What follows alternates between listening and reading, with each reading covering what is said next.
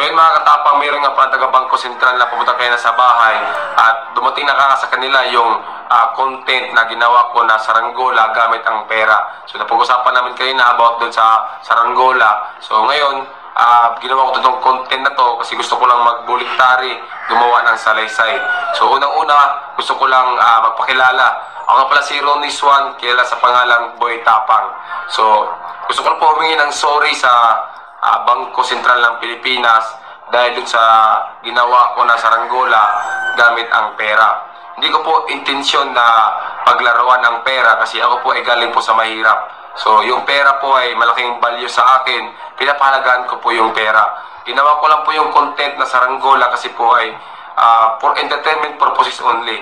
Kasi isipan ko paggagawa ko ng normal na saranggola, gawa sa plastic lang, napaka muna. Kaya naisipan ko na what if itry ko na gumawa ng saranggola gamit ang pera.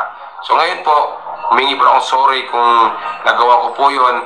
Hindi ko po intensyon yun na pagluwaran ng pera. So ngayon gusto ko lang po sabihin sa lahat ng mga tao na huwag nyo pong paglalaruan ng pera. Palagaan po natin ang pera, bigyan ng i-value natin yung pera. Kasi napaka-importante sa buhay natin ang pera. Lalong-lalo na ang Bangko Sentral ng Pilipinas sa seryoso sa pagpreserba ng integridad ng ating pera. So gusto ko lang sabihin sa lahat ng mga tao na huwag po nating paglaruan ng pera.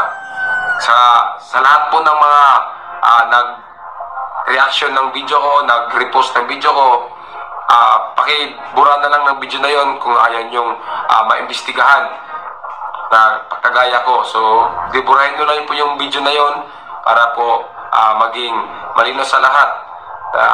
Ang pera ay huwag po nating paglalaruan at gawing biro yung pera kasi napaka-importante po ng pera.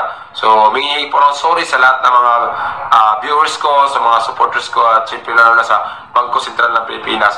Pasensya na po sa nangyari at maraming salamat po sa pag-intindi at mabuhay ang Pilipinas.